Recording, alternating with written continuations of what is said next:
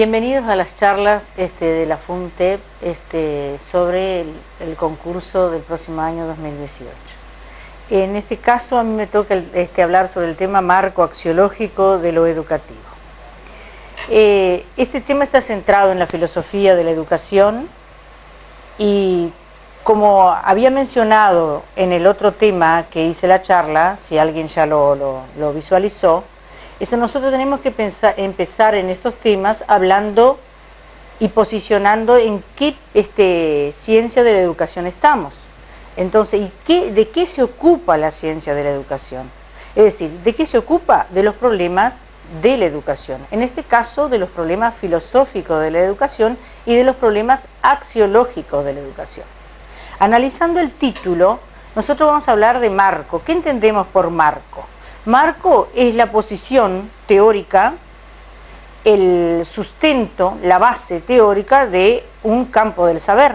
En este caso, del campo filosófico y en particular del axiológico. Cuando yo hablo de axiología, fue un término que se acuñó en el comienzo del siglo XX. No quiere decir que ese término acuñado en el comienzo del siglo pasado no se haya tratado, pero con ese nombre nosotros le debemos al señor Paul Laple y también a la filosofía germana, a la filosofía alemana. Hay varios autores que lo nombran y se disputan, como siempre en lo teórico, no hay una certeza del comienzo, pero se le da el acuñamiento del término al señor Laple. Bien, como decía, pensando en ese marco teórico, en el paradigma en que sustenta esta axiología, nosotros podemos pensar que, cuando dije que no era un término que nació en el siglo XX, pero hay fundamentos teóricos con respecto a los valores, porque la axiología es la disciplina filosófica o la rama del saber filosófico que se ocupa de la valoración, del origen y la naturaleza de los valores. Nosotros decimos que en la filosofía griega, o llamada filosofía antigua, hay menciones sobre la valoración y los valores. Tenemos Aristóteles, Platón, que hablaban de la felicidad como el sumum o el máximo valor a alcanzar dentro de una ética hedonista, es decir, apuntada al placer, no al placer físico, sino al placer espiritual, al placer de la contemplación, al placer del sacrificio, es decir, dejar las cosas corporales para alcanzar un nivel intelectual elevado. Dando continuación, diremos que, por ejemplo, podemos hacer un recorrido histórico en el origen o en la axiología de los valores, y ustedes van a ver autores como Hume, Kant, Russell, Max Scheler, que hablan de la naturaleza de los valores. Lógicamente que en cada una de esas teorías filosóficas o corrientes filosóficas que ustedes pueden desarrollar, que pueden tomar un autor determinado o una corriente determinada. Sepan que cada corriente o cada autor va a estar posicionado en un paradigma determinado. Entonces va a tener una visión de los valores diferente uno de otro. Pero ¿cómo nosotros podemos analizar los valores en nombrarlos o en analizar su naturaleza? Algunos dicen que la naturaleza del valor es una naturaleza subjetiva. Otros dicen que tiene una naturaleza objetiva, que es un tema que voy a desarrollar, un puntito que voy a desarrollar más adelante. Como estamos en filosofía, nosotros ya habíamos hablado cuando dimos la dimensión ética del profesional de la educación. Nosotros tenemos que hacernos preguntas reflexivas. Entonces tengo que preguntar, ¿qué es el valor? ¿Qué entiendo por valor? Y decimos que el valor viene del griego que dice valioso. también lo tomaban como sano, como robusto, como una cualidad que sobresalía. Ahora, el valor se adjudica a las cosas, el valor no es una cosa, es como un adjetivo que yo lo agrego a las cosas. Entre las cosas está el accionar del hombre, porque nosotros cuando estamos en filosofía jamás podemos hablar de cosas sin pensar en que el hombre es el centro, es el que piensa, es el que reflexiona, es el que valora, es el que se posiciona y que se define en una concepción determinada. Entonces yo tengo que poner el hombre como centro de esa axiología. Una de las cosas que pienso que ustedes tendrían que agregar, que muchas veces los valores también valoran hechos. Miren lo que hago repetitivo y no es casualidad. El valor valora hechos, porque nosotros solo valoramos cuando le damos un valor. Parece un juego de palabras, pero no lo es. Valoran hechos. O también se valora personas. Decimos, una persona es buena, una persona es mala, una persona es correcta, respetuosa, solidaria, amable. Estamos valorando personas. Decimos que ese acto fue ético, fue éticamente correcto, fue políticamente correcto. Estamos valorando actos, hechos. Pero en este caso, nosotros lo que vamos a valorar lo educativo, como dice el título. Entonces vamos a valorar la acción educativa. ¿Qué puede ser? ¿Positiva o negativa? Porque eso es lo que hace el valor. Hace una estimación, una apreciación, que tiene siempre una dualidad o una polaridad, que puede ser bueno o puede ser malo, puede ser positivo y puede ser negativo. ¿Cuántas veces nosotros escuchamos, para darle un ejemplo en lo cotidiano, hablar de discriminación positiva o discriminación negativa? Cuando nosotros, no les voy a aclarar, sino que les doy un punto a pensar, porque en los conflictos de las instituciones, en las tensiones, tanto sociales como institucionales, a nivel mundial o a nivel de la sociedad en sí o de los grupos sociales, se dan esos tipos de discriminaciones positivas o negativas, que puede ser un ejemplo que ustedes pueden usar para ejemplificar. Como dije, que según la corriente filosófica nosotros vamos a tener un punto de vista del valor, es decir, lo que abarca su origen, su naturaleza. Por ejemplo, les voy a dar dos corrientes como ejemplo, el idealismo y el materialismo. El idealismo dice que el valor está en la conciencia, por lo tanto es subjetivo, es decir, es interno al hombre, es interior, se da solamente en la conciencia. Y si ustedes piensan que se da solamente en la conciencia, es porque es individual. El materialismo, que ustedes tienen un ejemplo de materialismo, lo tienen a Max Scheler, lo tienen a Karl Marx, es uno de los expositores del valor y materialismo y toda la lucha de clase, todo eso que es una de las lecturas que ustedes lo pueden hacer. Dice que es objetivo, porque se da en el momento que yo valoro, es decir, la capacidad de valorar. Es decir, es externo al hombre, no está en la conciencia, está en la situación en la que valoro. Es decir, me enfrento a una acción y en esa acción valoro. Entonces no está en mi conciencia, no es individual, por lo tanto es colectivo, es producto de la sociedad, es producto de una época determinada, etcétera, etcétera. Se puede hablar también de teoría de los valores.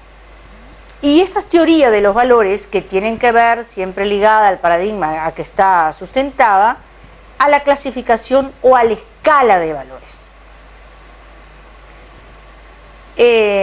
Como decía, según García Morente, en las lecciones preliminares de filosofía, decía que los valores no son cosas, son impresiones de las cosas. Y las cosas están externas a nosotros. Es decir, que nosotros tenemos una impresión de las cosas y la valoramos. Y como les decía, hablar de esa escala de valores, yo tengo que clasificarlos. Y los valores pueden ser superiores o inferiores, según las clasificaciones. Pueden ser superiores y nosotros primero pensamos, el valor superior, la vida. Un valor superior, la libertad, la solidaridad, la paz. Que ustedes dicen, porque hay que pensar que los valores son conceptos abstractos. No se materializan nunca, no están materializados, son conceptos abstractos que la sociedad en sí acuerda que son válidos.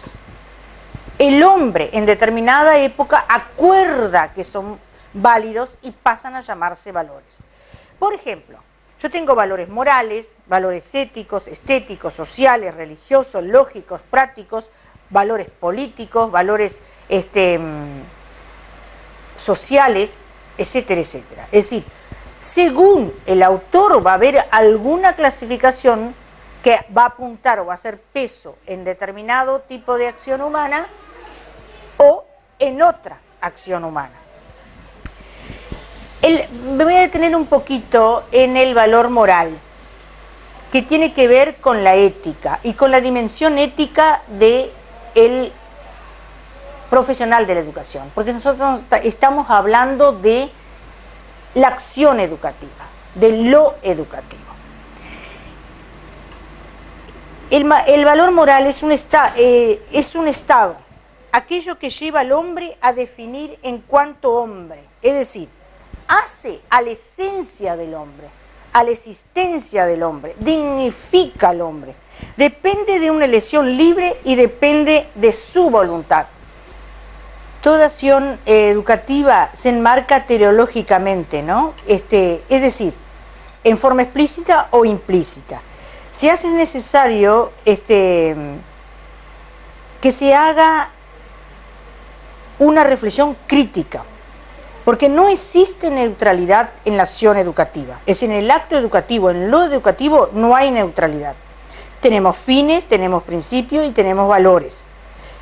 Y se explicitan en ellos el sentir político, social e ideológico de una comunidad determinada, en un espacio determinado y en una época determinada. Pero en el acto educativo, nosotros como docentes tenemos sujetos específicos que conviven en un contexto determinado. Es decir, vamos a tener en cuenta para esa axiología de nuestra acción educativa los sujetos. Esos sujetos están situados como el docente tiene que estar situado. El hombre es un ser situado. Es decir, tiene que ver con la época en que vive, tiene que ver con las ideologías que subyacen en su convivir diario, tiene que ver con una política y más aún lo que estamos hablando de educación, con una política educativa que orienta, que enmarca el accionar del docente. En lo ético hay que preguntar acerca de lo bueno o lo mejor para nuestros alumnos. Determinar preguntas orientadoras. Si en un acto educativo, ¿a qué llamo libertad? ¿A qué llamo solidaridad? ¿A qué llamo familia? ¿A qué llamo educación de calidad, por ejemplo? Son preguntas axiológicas. ¿Y cómo se hacen las preguntas axiológicas? Se hacen desde un punto de vista reflexivo y crítico, dándole la libertad al alumno, no enseñando valores. Te voy a enseñar este valor porque este valor es bueno. Yo te voy a enseñar a ejercitar en los determinados casos que puede haber en las escuelas conflictivos. Entonces, a partir del conflicto, a partir del disenso o a partir del consenso, yo voy a reflexionar lo que es bueno o lo que es malo, lo que se valora de determinada manera y lo que no se valora de determinada manera y por qué, ya que estoy en un contexto filosófico. En lo educativo debemos pensar que la noción de educar está en la institución escuela, en lo formal está en la institución escuela, pero no es el único ámbito en el cual se educa. Nosotros tenemos las iglesias, los clubes y un sector importante, un núcleo importante que es la familia. Hay autores que hablan de una axiología en tres dimensiones. En una dimensión macro, que serían los valores culturales para una sociedad determinada, en una dimensión micro, que sería la familia, y lo que la familia considera que es bueno y hace una declaración de deseo, cómo quiere que sea su hijo, porque el valor también es una declaración de deseo, y valora desde esa declaración de deseo. Y después un nivel meso, que sería la relación escuela-familia. Entonces, ¿cuál es el conflicto axiológico? Lo que aporta la sociedad, lo que trae el niño desde la familia y lo que la escuela tiene organizado como valores válidos a ser trabajados o ejercitados. No me gusta decir la palabra transmitidos, porque no se transmite, tienen que vivenciarlo desde inicial hasta sexto año, vivenciarlo, es decir, hacerlo con el ejemplo, con el modelo, con la reflexión de por qué, de cómo y cuándo valoramos. Otra de las dimensiones que entran en ese macro, micro y meso serían los agentes externos. ¿A qué llamamos agentes externos? Esos que no tenemos dominio, que actualmente es lo que se llama las redes sociales, Internet, Facebook, el teléfono, incluso todo eso, al cual tienen otras valoraciones que muchas veces no están en la escuela y no están en la familia. El valor tiene un carácter normativo, absoluto y universal y necesario. Voy a reiterar, tiene un carácter normativo, absoluto, universal y necesario. Cuando yo valoro, considero que una cosa es valiosa. Puedo hablar de varios criterios para valorar, porque nos preguntamos, ¿cómo el hombre ha valorado a lo largo de la historia? ¿En qué se ha basado para valorar a lo largo de la historia? Y podemos decir que una de las cualidades que puede tener un valor es su durabilidad. Ser trascendental, ser gradual y tener una jerarquía, que yo ya había nombrado en valores superiores y valores inferiores, que igual ustedes pueden desarrollar en el tema cuáles son los, enumerar cuáles son los superiores y enumerar cuáles son los inferiores. Tenemos que pensar también que en los días que estamos viviendo, en los cambios vertiginosos que sufre el mundo en general, el cosmos y las concepciones que existen de hombre, de vida, de ciudadano. Nosotros tenemos ejemplos diariamente en los medios de comunicación de que las personas, por salir de una situación de guerra, por no vivir en paz, que es otro de los valores que tenemos que cultivar, que es la cultura de la paz, salen en barcos y se mueren todos y siguen en medio del mar. Lo estamos viendo todos los días. Una migración de un país, de países africanos, países en guerra, países con hambre, la pobreza, y migran hacia Europa y mueren en ese intento. Nos preguntamos, ¿valoran la vida?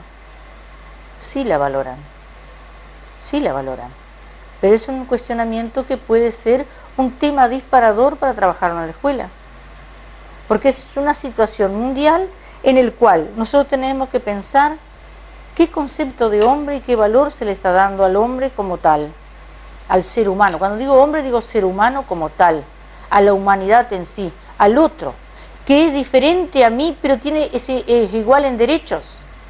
Entonces ahí yo estoy valorando, es diferente a mí, pero es igual en derechos. Pero sin embargo, nosotros vemos la situación mundial que ustedes la pueden tomar como ejemplo para cuestionar los valores. Otra de las cosas son los grandes avances tecnológicos y científicos. que están contaminando el mundo y ponen en peligro el valor de la vida humana. Hoy surge una ciencia que se llama bioética, que tiene que ver con la responsabilidad de lo tecnológico en lo biológico. La ciencia tiene que tener conciencia, porque tiene que saber hasta dónde puede y hasta dónde no puede llevar sus avances, porque un avance puede significar el sacrificio de la humanidad. Tienen el ejemplo de la bomba atómica y todo. Esos son simplemente ejemplos para que ustedes piensen que en un tema axiológico yo tengo que poner en juego los conflictos, tanto a nivel macro, como dije hoy, a nivel meso y a nivel micro.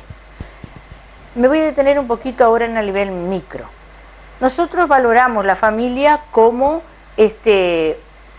una estructura estable en la cual tiene la crianza de los niños y el ejercicio de los valores, que muchas veces hoy en día está relegada y pasan esos ejercicios, que es un rol netamente inherente a la familia, lo pasan a la escuela. Y además el concepto de familia también ha cambiado y nosotros no tenemos que hacer juicio de valor sobre las familias. Y miren lo que utilicé, juicio de valor. Es así que valoramos. Nosotros valoramos y lo resumimos en un juicio de valor. Cada vez que valoro, estoy haciendo un juicio de valor. Otro concepto a tener en cuenta. Como decía, es en el nivel meso, es en la escuela, donde se forman y se gestan los futuros habitantes del mundo, los futuros ciudadanos, en una cultura de paz, en un ambiente de libertad y en un ambiente de saber valorar desde el ejercicio libre, desde el ejercicio crítico, desde el ejercicio reflexivo, desde la pregunta, el porqué, de cuestionarse, de ver lo que está bien para mí, pero también para el otro que lo tengo, que es igual a mí en los derechos, diferente pero igual, y que a la vez hace que yo pueda ser yo, porque tengo un otro, si no jamás sería yo. Eso es un valor filosófico del ejercicio de vernos como humanos entre humanos. Yo me voy a detener un poquito en las pautas de valoración para que ustedes vean cómo va el esqueleto del desarrollo del tema. En el punto 1 te habla de creatividad, que no me voy a detener en ese, pero me voy a detener en el punto 2, fundamentación a partir de aportes teóricos e investigaciones vigentes. Por eso yo les nombré una serie de autores que ustedes tendrían que desarrollar o oponer una corriente u otra, un autor u otro, para ver cómo es su posición teórica o el marco axiológico en el que está ese autor. Después dice referencia a las líneas de políticas educativas, y es ahí donde me voy a detener. Nosotros tenemos en el programa, a partir de la página 16-17, una fundamentación que está basada en un valor universal. ¿Recuerdan las características que le dije de los valores? Bien, los valores, cuando son universales y son aceptados por toda la humanidad, se vuelven derechos humanos, se convierten en derechos humanos. Entonces, nuestro programa, nuestra educación, la educación uruguaya, está basada en los derechos humanos o en clave de derechos humanos. Ese es el marco teórico que sustenta la axiología del acto educativo en la escuela uruguaya. Los derechos humanos. El derecho a la vida, el derecho a la educación, el derecho a la libertad, el derecho a la familia, el derecho al nombre, todo lo que ustedes quieran nombrar. Porque esos también son valores de carácter universal.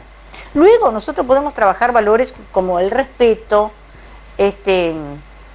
la amabilidad, la cortesía y otras reglas normativas que nosotros podemos construir en el aula. Dentro de las políticas educativas, ustedes tienen el librito emitido por el CEIP de políticas educativas. Hablaba de las políticas educativas y nosotros tenemos un libro emitido por Codicen que es el marco curricular de atención y educación de los niños y niñas uruguayas desde el nacimiento a los 6 años. Ahí ustedes van a encontrar una serie de principios como el de integralidad, el de inclusión, de igualdad, etcétera, etcétera. No me voy a explayar en él porque es un documento que ustedes van a tener que consultar, así como lo pide las pautas de valoración. También está el marco curricular de referencia nacional que está colgado en la página y en la cual tiene un marco filosófico y ético muy importante que habla del pensamiento ético, o mejor dicho, ética del pensamiento, ética del bienestar, y ustedes pueden encontrar ahí fundamentos teóricos que sustentan la educación o el acto educativo en nuestro país. Quería hablar un poquito, y les voy a leer una frase que está igual en el programa de educación, que ustedes la pueden, pero yo las voy a leer para que ustedes puedan desarrollarla.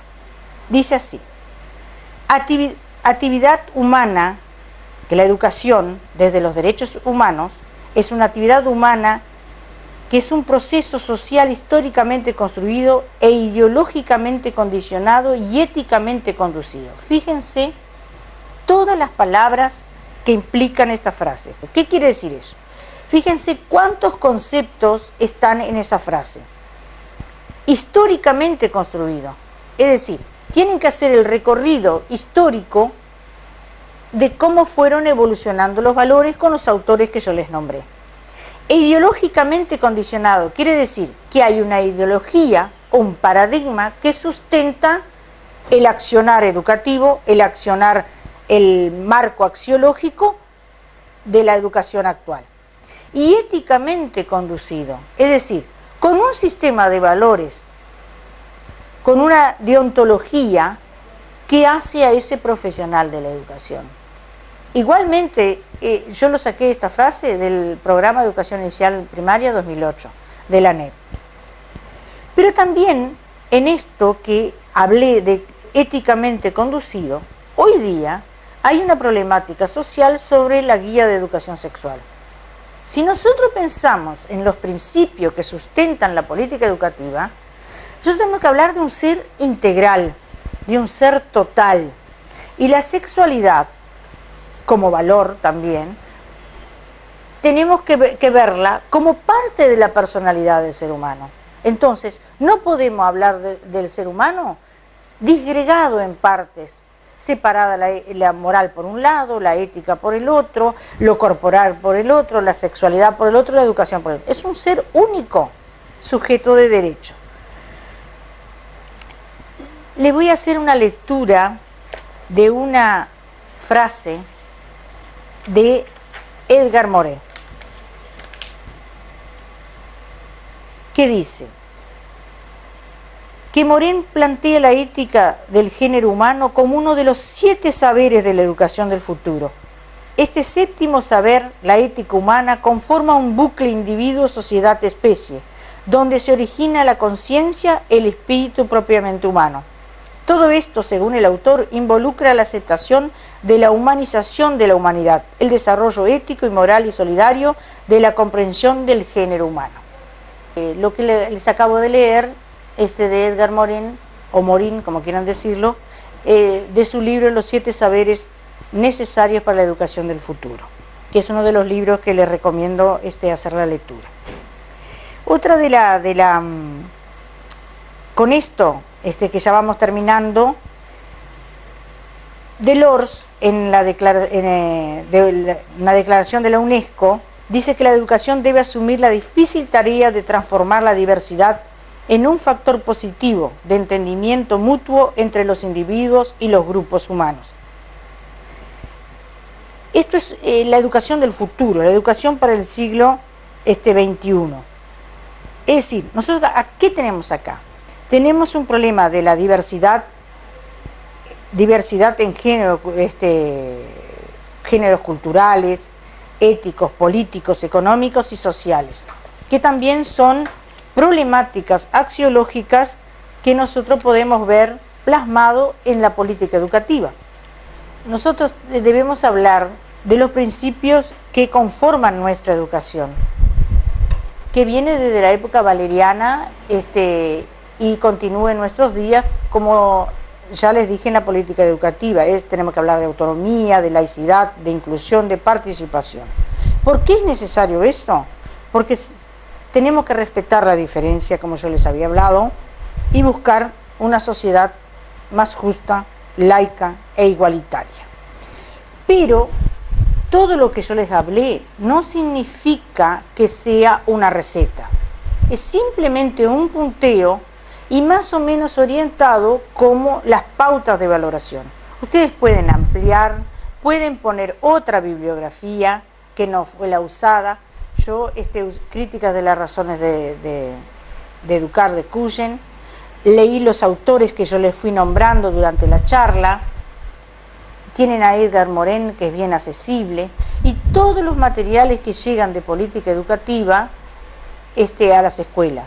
Lo que está colgado en la página, como ser el marco curricular de referencia nacional, que tiene un fundamento ético muy importante, y lo de política educativa, y del marco curricular de 0 a 6 años que yo nombré antes. ¿Para qué debemos ejercitar los valores?